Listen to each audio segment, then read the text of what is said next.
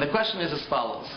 We all have our opinions about women and the role that they play in Klal Yisrael and exactly where they get the fortitude and the strength of character to be able to accomplish so much and to be able to make their mark and their impression upon history and eternity.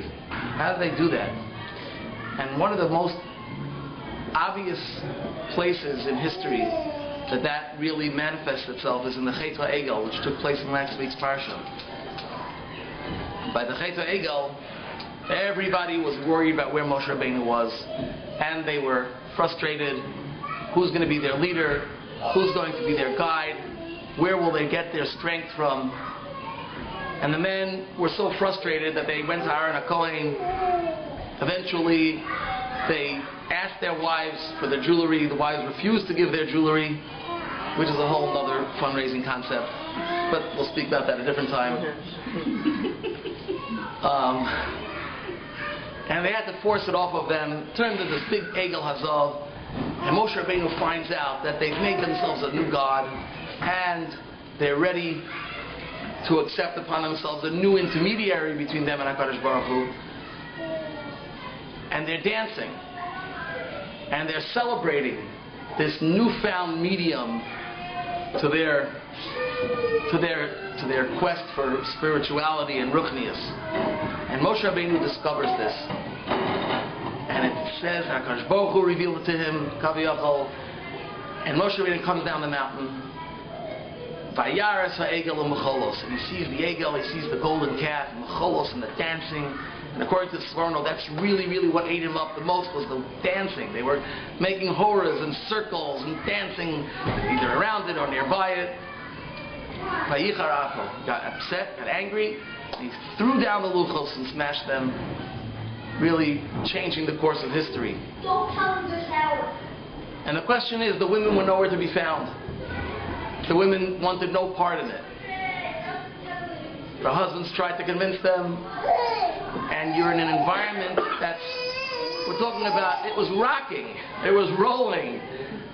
There was every single type of lure and enticement that should attract anybody. We know that's the way you get somebody's attention, is to put rock music and to get people dancing.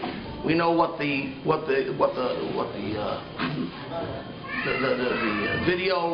video music industry does in order to schlep people into the culture of pop video and music videos. And the women just weren't fazed by it. And the question is, what gave them the power? What gave them the power? It's great background music. What gave them the power to resist?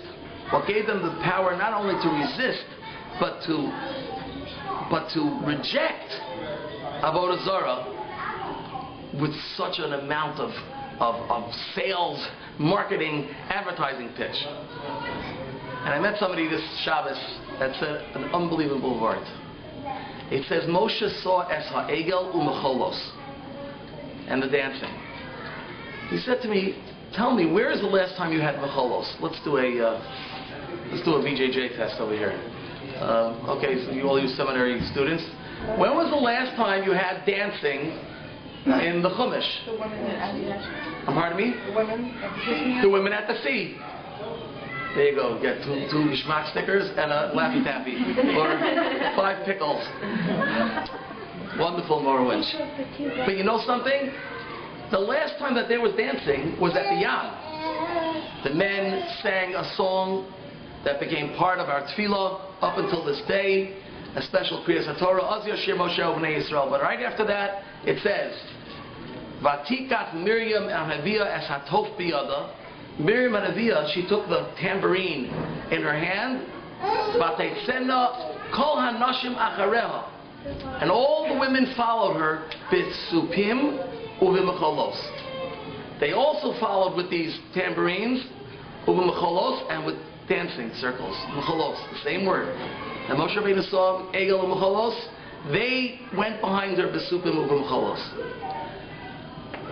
And Rashi explains, I want to ask you, here we're talking about a nation, 600,000 people. and hundreds of thousands and millions more of women and children. And the women had tambourines. Where did the women have tambourines from? They didn't have a music store up the block. They're in the desert.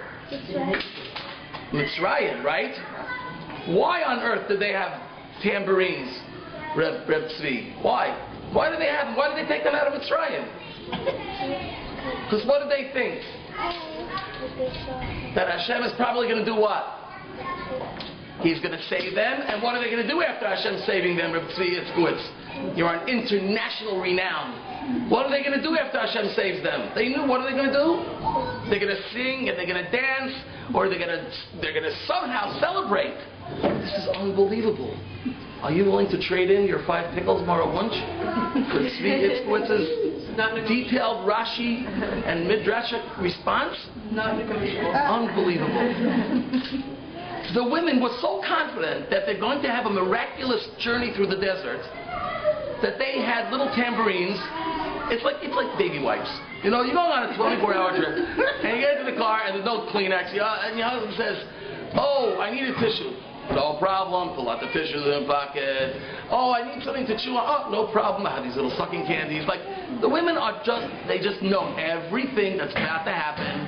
They know exactly what they're going to need. And this was on the mind of the women as they exited Mitzrayim, that they're going to have supin. They're going to have tambourines to celebrate the salvation of HaKadosh Baruch Hu. So think about it. When was the first exposure to Mecholos? The first exposure of the women to dancing was in an act of Avodas Hashem.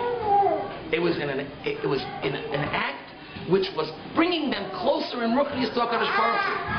So tell me something. Once you've experienced Mecholos for Shiras Hayam, for the song at the sea, then by Matan Torah you see a bunch of wild guys dancing in an uncoordinated fashion. We're talking about people that were desperate. They made themselves a god, and they're dancing.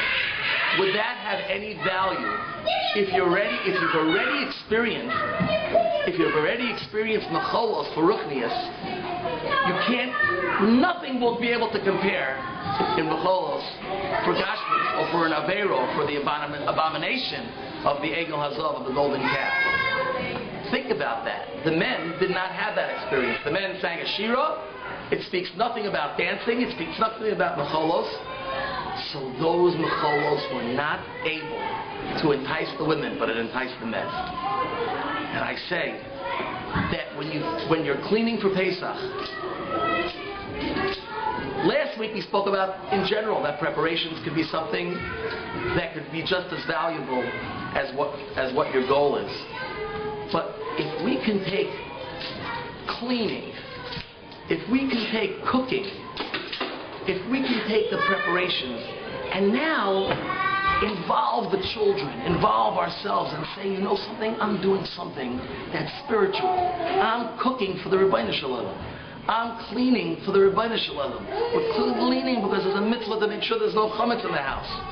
So the next time a child has to clean, it brings back those memories of cleaning for Ruchnius.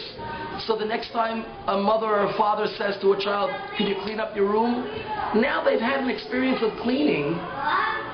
That cleaning is the Ruchnius. It's like dancing. And I say this applies the strongest application of this is Simchas HaTorah. The world is very, very dangerous.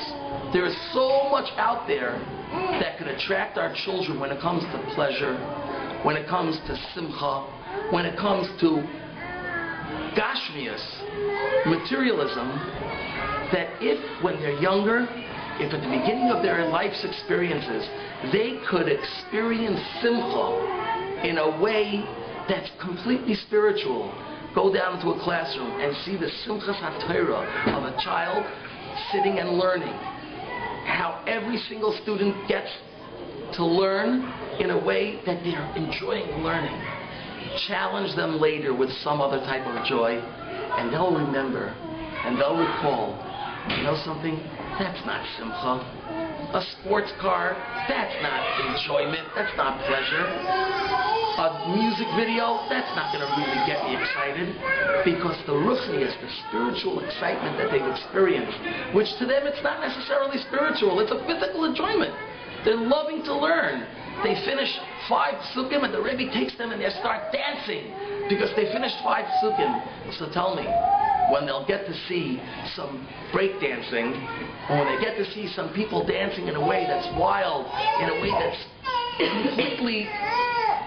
completely mundane, that experience won't be attractive to them, because nothing can compete with the simcha, with the joy of a davar ruchni, of something has to do with spiritual. I think that's our job. Our job is to make sure that it's enjoyable, make sure that it's pleasurable. I guess that's really a Rebbe's job. But mothers do it, fathers do it, grandparents are great to do it, because tell a story and the story becomes something exciting for them, then that's the story that they're going to want to read. Then when they have to read a horror, science fiction, scary book, they'll say, that's not really what gets me excited.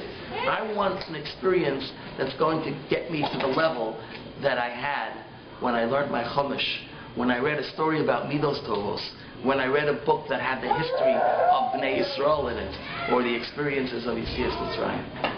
And I think that it's a really a wonderful way, as we prepare for Pesach, to change the mundane and turn it into something spiritual.